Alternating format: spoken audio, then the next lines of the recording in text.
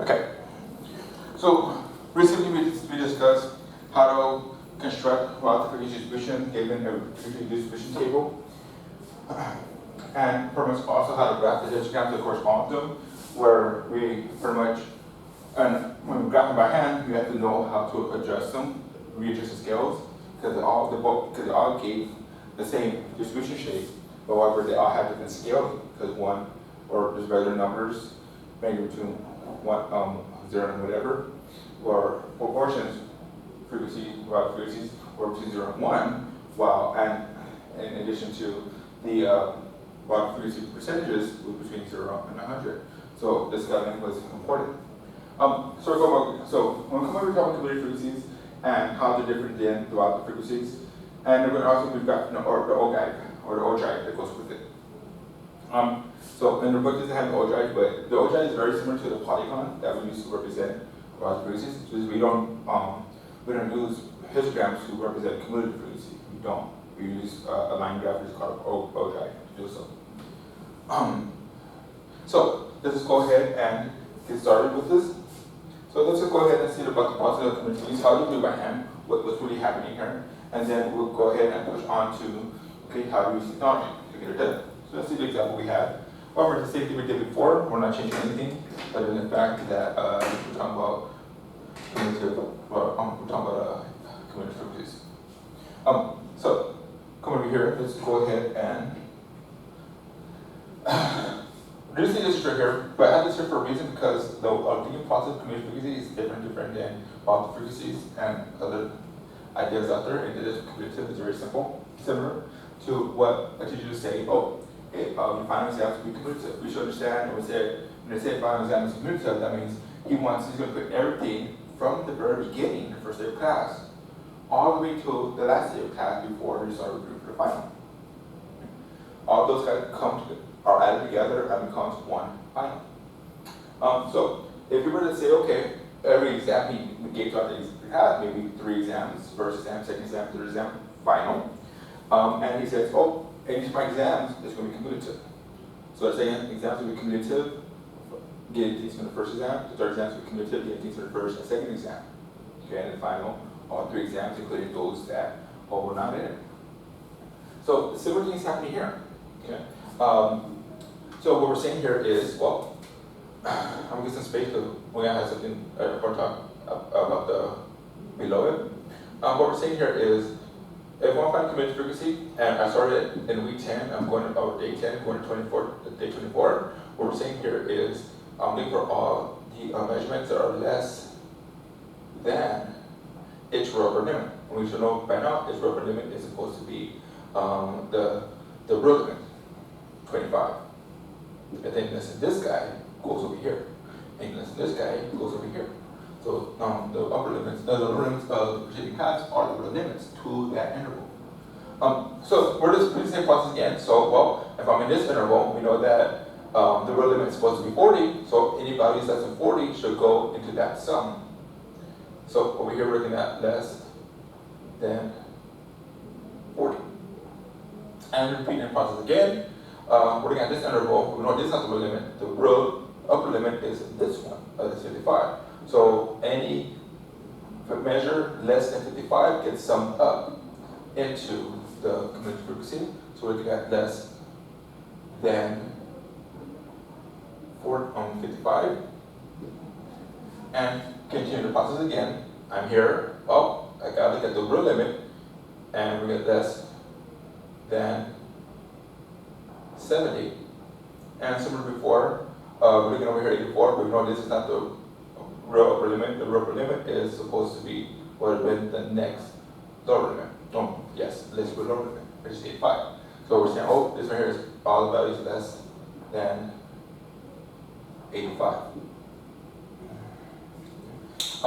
So what's something interesting, because notice how we're literally at start at 0. We don't really have there's more data that can occur less than 24, but all we know is that none of them do, because the minimum value we have in our data is 10. But there's still potential of it occurring less than 10, depending on other samples or populations we're looking at.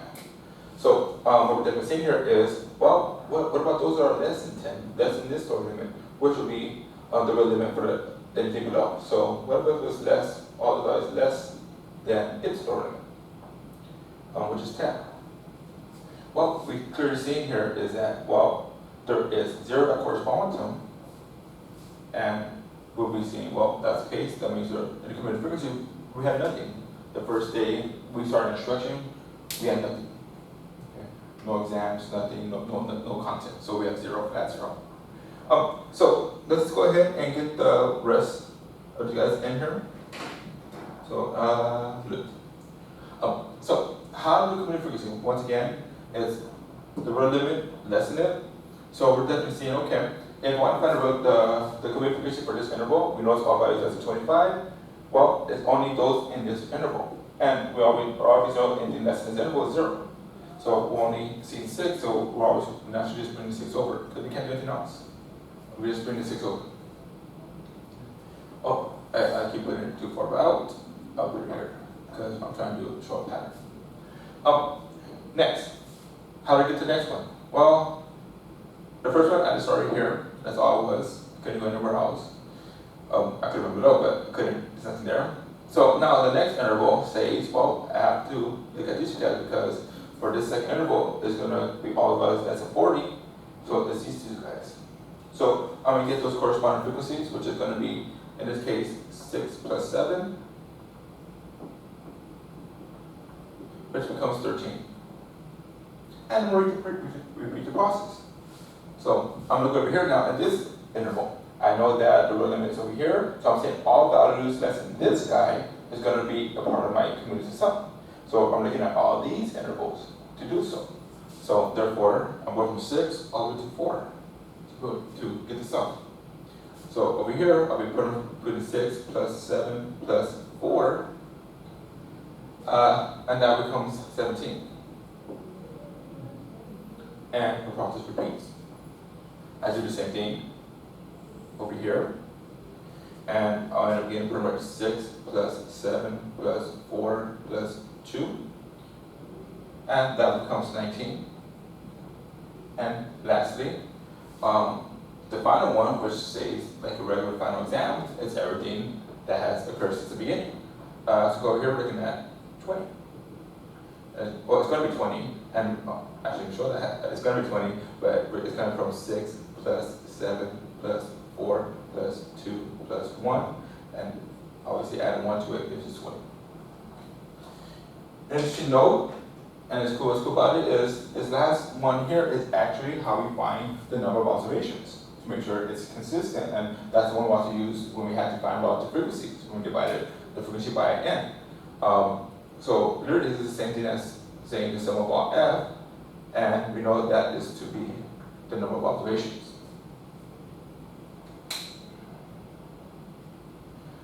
So that's what's happening here. That's good. So before I push forward and show you how triagonality is working, most books will use the root limits, and some books will actually be using boundary points that correspond or correlate to the root limits. So I'm going to erase this over here so I could get the rest of it coming in.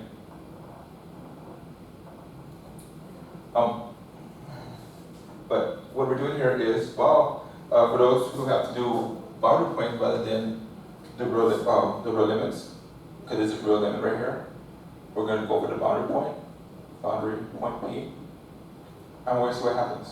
Well, we already know that when we come over here, boundary point once again is supposed to be halfway between. So if we just go for this boundary point right here, we should know that 8 was between 69 and 70 was will be 69.5. And over here, similar thing, once again, halfway between the two was going to be 54.5. And once again, if we caught on to the pattern, okay, we notice now we're from the upper limit that we kind of have the lower limits, which we have the upper limits, sorry, which we have over here. We're just decreasing it by 0.5 because that's the pattern. So we can definitely see that happen over here, and we know that this becomes the boundary point of 74.5. We already found this one to be 69.5. We already found this one to be 54.5. This one here should now be 39.5, followed by 24.5, and over here, we're definitely see it at 5. We're seeing 9.5, and that's the same for the limits we found prior, or the boundary points we found when we get the relative frequencies and frequency distribution tables. So now we pretty much have that, and this will pretty much, depending on your book, you're either using real limits to graph or you're using boundary points to graph. Depends on your book that you have and the teacher who's teaching it. Anyways, come over here. Let's go see how this works on the CASIO. So let's go and turn it on. First thing first here, notice how I have extra lists. The good thing is there's a lot of lists. But and you can also name this by going to sub and you can do alphabet and change it. You can actually name it by doing alphabets and you can give it names, which is interesting. So you could actually name a list like, oh, this is supposed to be percentage, this is supposed to be proportions, frequency, lower limit. You can actually write that in here or do like abbreviations from. So that's what you can do for those for this, which is pretty nice. But I'm going to teach you guys how to delete. So once again, come over here. Let's say I don't want to write frequencies. I already dealt with my situation. I don't want these guys. What I can do here is I'm going to be in the data selection. Let me go to second exit, so shift quit. So you know what it looks like originally. So now I'm going to this. I don't want that list. So in this region, in the graph calculate, it's not here, but when I press the forward, it pushes it over, and then we see right there, delete or delete all. Delete means this portion. Edit means I'm gonna change that value to 3. And insert, once again, is if I need to insert something before it. So that's all that is. So I'm just going to delete all, so I'm going to do everything gone, and therefore I'm going to F6 it. And this one's over here. I'm going to delete all and F6 it. Oh, F1. F6 is to cancel, F1 is to go with it. So right here we have our lower limit, which is pretty much what's on the board already. And over here we have our frequencies that correspond to lower limit. So how are we going to get the rest of it? Let's go ahead and I'm going to show you some interesting things and how this is working, but on the listing. So how am I going to get the cumulative frequency? Just wait it, like we have on the board, right? That's 0. First, I'm going to first show it outside. So menu, I'm going to go to run matrix. So we can show how it's happening outside. Run matrix, which is calculate for most of the other ones. So come over here. We should know once again how do we call upon a list. Well, you can do 2 things. First thing, you might not, right here is not enough, so always just set and shift it. So this is not, make sure this is in the most general form. But I don't see anything about this here. It turns out that you have to press options. So press options, and first thing you see here is list. So I'm going to press list. And inside here, we could select list right here, and we can do any type of operations or mathematical techniques with it. So I'm going to press list, and notice how it gives me a list, and our list was supposed to be 2. So when I write 2, we start with distribution. Once again, there's an alternative way of doing it. We'll happen to press this on top. There's a list right here in yellow. So what we do here is we could definitely go shift. Ooh, don't hit that 0 there. Oh, sorry, let me turn it on. Delete. Shift. List. 2. Cause one again. So there's 2 ways of getting that list out, which would be good for us. So now, how do I do cumulative frequency? Well, by hand. Oh crap! I forgot to do something.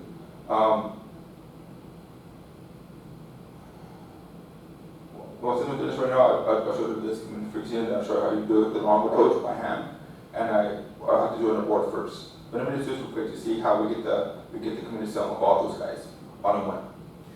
So, once again, if you're not in operations and you're back in the original one, like this, we have to first press options, and then we're going to be choosing list because we have list operations and mathematics. So we don't see anything right here that has cumulative on it, so we put cumulative, not sum. They put cumulative. So I'm going to do the forward, and still, I don't see cumulative. So I'm gonna go forward again. I see sum, but that's not the one I want. I don't want a sum of all the variables. I want the cumulative sum. I want to build the sum.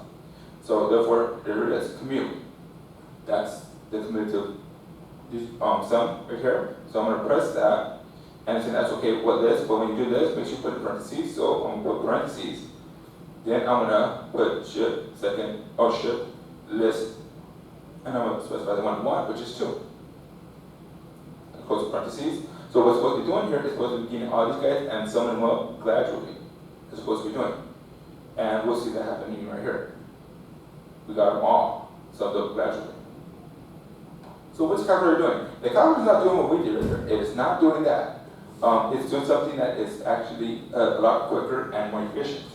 So I'm going to show you what the calculator is doing over here, and then we'll definitely see, okay, how can I put that into my list in the list? But come over here. What is the calculator really doing? The calculator is saying, okay, well, the first list, or the first cumulative, only depends on the first interval, so it just brings it over. That's what it did. It just dragged it over, copied it over. But what it does here, instead of constantly rewriting everything and adding all the frequencies together, it builds. So what it's doing here is it's getting a 6, and it says, well, I'm going to get the previous cumulative sum, or cumulative sum, and I'm going to add it to the next frequency that I'm looking at. So it adds it here, and when it adds it, it gives us 13. So 6 plus 7 is definitely 13. And so all I did was got this guy and added it to the new one. That's all I did. Now, and it just repeated the process again. And with 13, the previous cumulative frequency, which is 13, and it adds it to the current frequency that we're looking for cumulative frequency. So when I add these guys together, I end up getting 17. 4 plus 13 is 17. And literally what it did, instead of doing that, it just went straight there. But it literally had these guys together before. So they have over here for the 17 to 19. It got the 17 for the previous cumulative sum, added it to the current frequency, and 17 plus 2 gives us 19, which is showing. And it just repeated the process over and over again. Once again, over here, I get the 19 from the previous cumulative frequency. I added to the current frequency, and this, in turn, gave me 20. And that's what it did. It did a shorthand way. So this here is doing by hand. This is quicker than writing all this. Are you showing it? So, then I'm going to add, and I'm just building. So it's really your choice on how you want to do it by hand. I'm showing you work. You can either show it this way, you can show it this way. It's really your choice. But the calculator does all the work for you. Again, to show what is it the calculator is doing. If you don't understand what it's doing, and let me know you understand what it's doing when it comes to exams. So that's that. So okay, so how am I going to put this into this? At this time I'm learning how to store it to list, but I know how to do it on the list. So I'm just going to go ahead and go back to my statistics. So I'm going to put menu, and I'm going to do stats. And I'm going to show you how it works here. Remember, it's just list operations, list manipulations. So, coming down over here, what are we seeing? Well, we're seeing that I want list 3. Oh, actually, we did these guys first of all, before moving. Remember, this one here is this 1. This was our lower limits that correspond to the frequency, or to the intervals. This over here was list 2, which was the frequencies that corresponded to the intervals. And for now, we're going to be getting list 3. Okay. That's what we're going to be doing over here. Just for, not for this guy here, okay? But just for this portion. It's going to go to list 3. Well, the 0. Then I want to focus on the current intervals. So how do I do this? Well, I can come over here to list 3, highlight list 3, make sure it's highlighted, and now I can start the expression. So I'm going to hit list 1. Well, if I was operation, please put the list in parentheses. But over here, I'm just copying. So I could just put list 1. So shift list, and this one is list 2, the frequencies. and I entered it, and what I did, I copied it over. But that's not what I wanted to do. What I wanted to do was sum them up. So I'm gonna delete this by, once again, making sure that you get to delete all, and yes it. So I want to do an operation. So I want to do the sum on the cumulative. So on this 3, I have to definitely press options. And options I have this. So I'm going to do this operation, and I'm going to go till I see cumulative sum. So I'm going to click on cumulative, and inside here I'm going to put parentheses, because I need to parentheses this for operations or in-type math. Now I'm going to do shift list, and I'm going to put 2. Close the parentheses, enter. And it had now computed the cumulative frequency on the calculator in the list portion, which is amazing.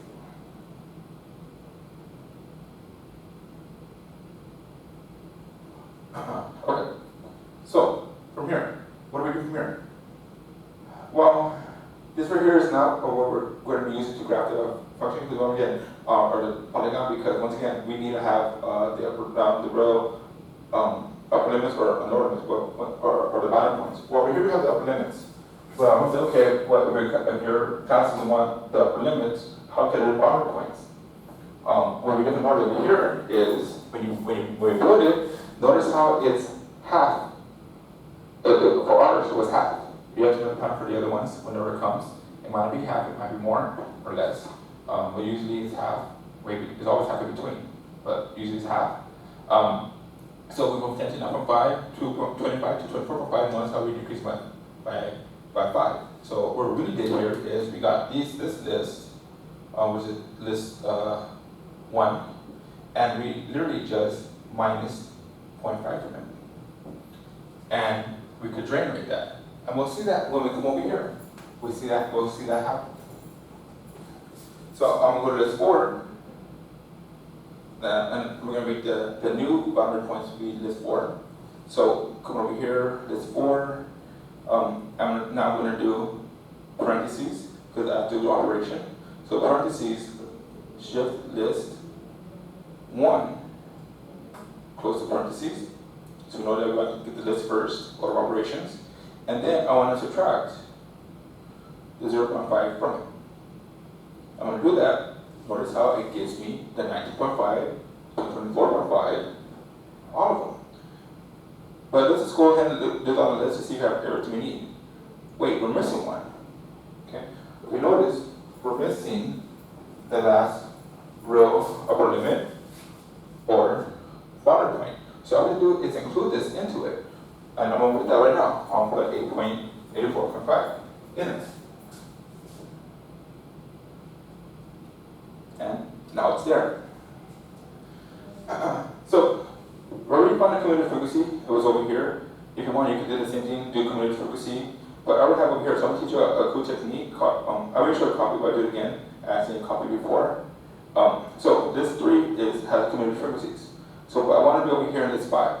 So I don't change these guys. So if I want to keep it, they'll be there. And I can always check my work.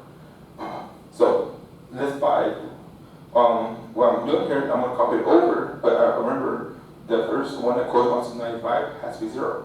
So we have to do some type of insert. But let me first just copy it over. So we'll go over here, and I'm going to put list, shift, list, and I'm going to call upon the 3.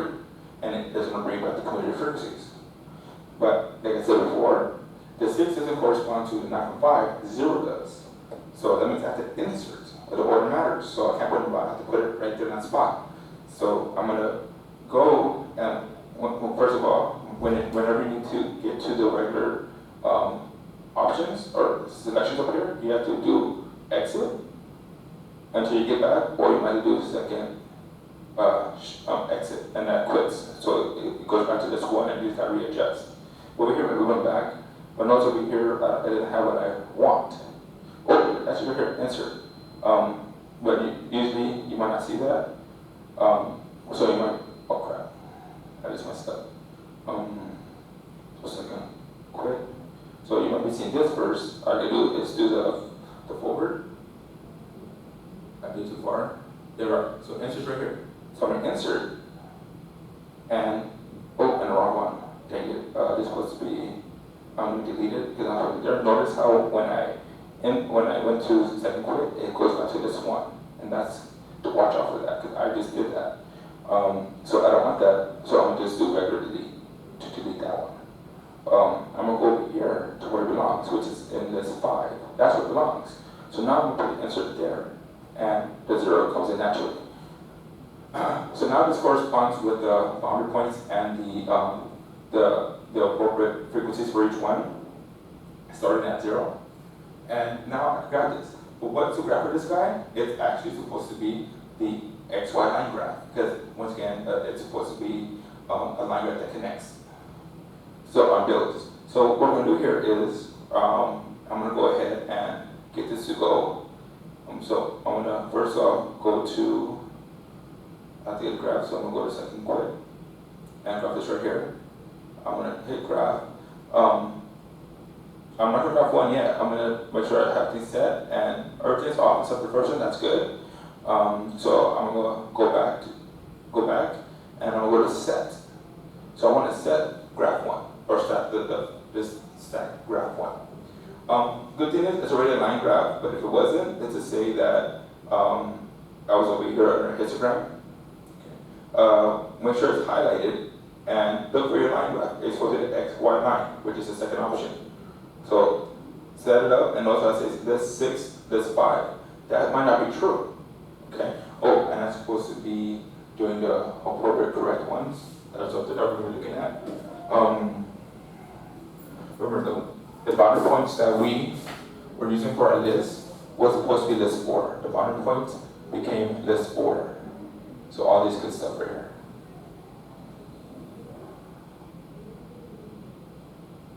Was list 4. And now the frequency that had includes a 0, this was list 5. So we have to make sure we're using the right list where we're graphing. So come over here. I'm gonna go ahead and do that. So over here, I'm going to do this 4. So I'm gonna enter. Oh crap, didn't work. Let me do it again. I forgot to go to list. List, which one? 4. Now enter. I'm gonna highlight list 5. We'll do list. Oh, for the close to 5? That was good. It's list 5. So I'm gonna put 5 again and enter. If we mess up, just retype the same number in. And frequency should be 1. Don't change that.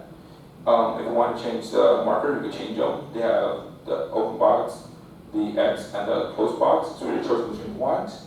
I don't want to change colors, but if you figure that out, I would definitely like to learn. But I'll play around with it later. But come over here, we have that. So now I can actually graph. So therefore, I'm gonna go to second. This is second quit, and I'll do my or shift quit, and then I'll do my graph, and I'll graph 1, and there's my polygon.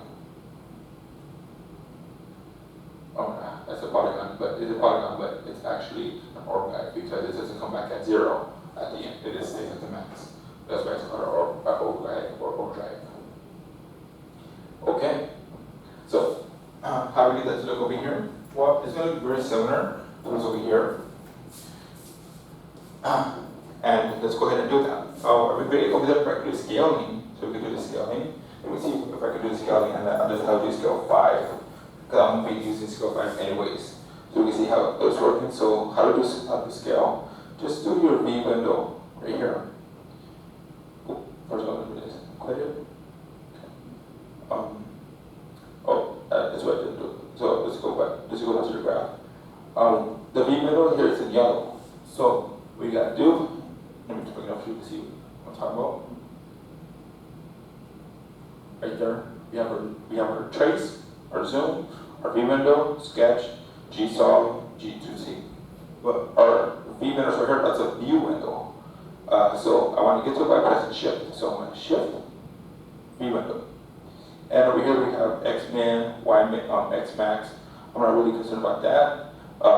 And here the scale for X looks to be as 1 right now, even though that's supposed to be kind of slightly different to what we have over here.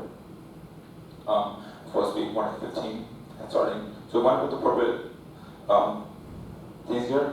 We know what smallest dp. So you could actually, in here, for the x-min, you could actually put negative, which is the parentheses, make sure we hit that, negative 9.5, and the max, enter. And then for the max, we'll highlight it, it's supposed to have went up to lucky number 84.5.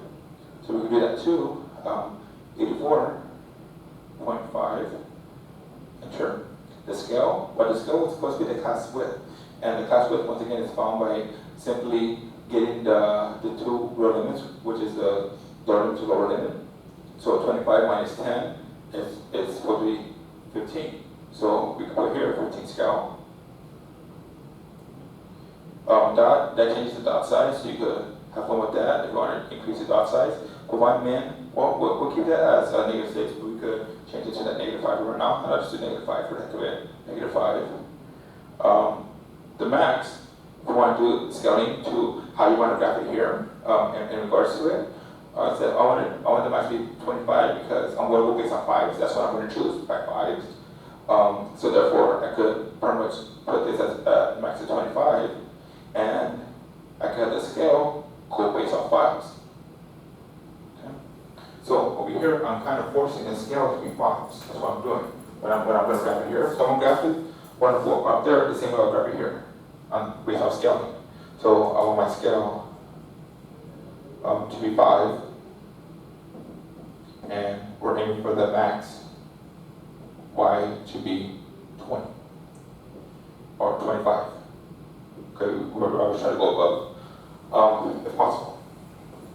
Okay, so let's see. So that's what I have in there for y scale. So that's all good. So now I could go back to my setting quit, and I'll go ahead. That should have finished. I entered it. Oh, there we go. Just enter, quit, and then I'll go back to my graph and graph it. And now notice how it's bigger. It's more zoomed in. I was hoping that the other one would have done scaling 5, but it kept to this other scaling, which I thought I fixed, but it would just check again. It might have changed. So I'll go back over here. It changed. So, I didn't press enter. That was a problem. I didn't press enter. So I first had to put 5, enter it. Now I can do it. I forgot to enter. That was the problem. Now I'll graph it. And there it is, my scale of 5. Isn't that nice? So I kind of know how it could look over here when I'm trying to graph it. Okay. So come over here. Well, we know the x value is supposed to be my driving time, so I'll put driving time.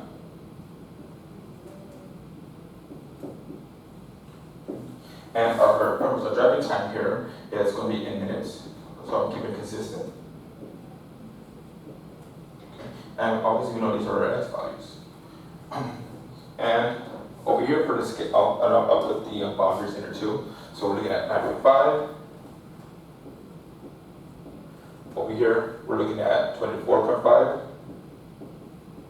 followed by 39.5, 54.5, 69.5, 84.5. So you know how I'm trying to keep it consistent, evenly scaled, because I don't want to have white space in here, so get that ability to mislead graphs. And you don't want mislead graphs. You want to have evenly spaced scales. The performance usually will start at 0, except for over here. It's okay, but definitely here, it will best to start at 0. But let's just go ahead and get the y scale. So over here, we don't just write frequency because it's actually cumulative frequency. So make sure we write cumulative, but I'll do in short, CUML for cumulative, and frequency of UREQ frequency, and therefore we have our cumulative frequency. What's cumulative frequency? We can put freq and percent proportion, whatever it is. But usually if it's decimal, we know what it is. Between 0 and 1. But let's get the rest of this graph in here. Oh, I forgot to put the units. So we're going based on 5. So we have our 0, we have our 5, we have our 10, we have our 15, we have our 20, we have our 25, 30, 40, or sorry, something, 35. But even though our graph is something here, it's just being zoomed in a little bit. Anyways, so now we put the graph in here. So we're going to go here. If you're doing it by hand, well, we know it's over here. The 24 is supposed to be 6. Oh, I don't have the 6 here, but I do know that halfway between these two guys is supposed to be 7.5. So 6 is definitely between 5 and 7. So I could graph it as such, and I could put it definitely in between. Next, we see 7. Oh, we already have, not 7. That's the wrong thing. 13. Over here, well, in between here is, halfway between is 12.5.